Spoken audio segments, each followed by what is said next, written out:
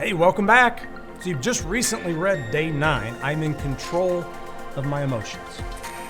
It's the perfect segue from the battlefield of the mind, and these 2 days just relate so well together. They'll mark the start of a lifelong journey for you. Because here's the truth. The person who learns how to control their mind and emotions is guaranteed to succeed in everything that they do. I'm not exaggerating. I'm hoping you've already learned at least this much. You do have the ability to control your emotions. Now that rude coworker, no, not your kids, not your spouse, not your in-laws, not the person that you think ghosted you.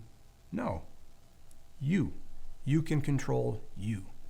I've sat across from so many people, adults, teens, believers, even pastors, who've said, I just can't help the way I feel. But now we know that's a lie.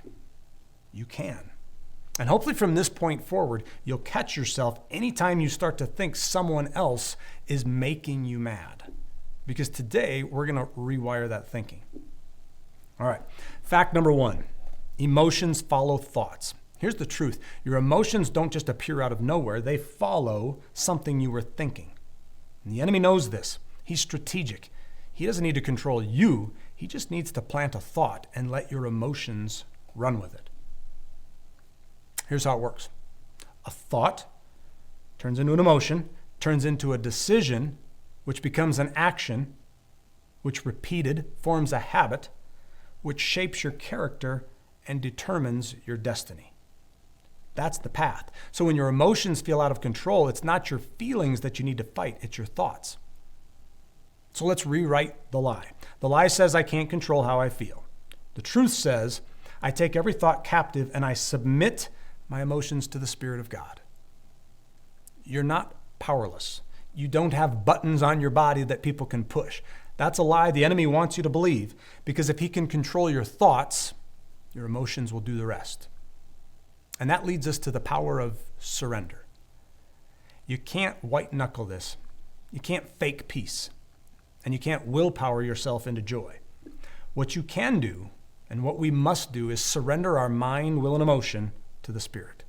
So when something triggers you today, just stop and say, Lord, I capture this thought and I surrender this emotion to you. Lead me by your Spirit. And then breathe. Just breathe.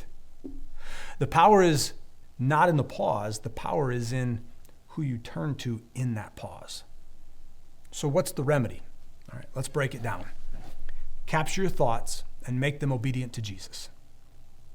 Recognize the emotion and ask yourself, is this emotion bringing me closer to God or pulling me away? Replace the thought and the emotion. Philippians 4:8 tells us exactly what to replace it with. Whatever is true, whatever is noble, whatever is right, whatever is pure, lovely, admirable, if anything is excellent or praiseworthy, think about these things. Oh, one more thing. Exposure matters. There's one more remedy we haven't addressed. How are your thoughts created? By what you're exposed to. Sometimes you need to change your exposure. Now, I get it. Not everything is in your control, but a lot of it is. Be intentional.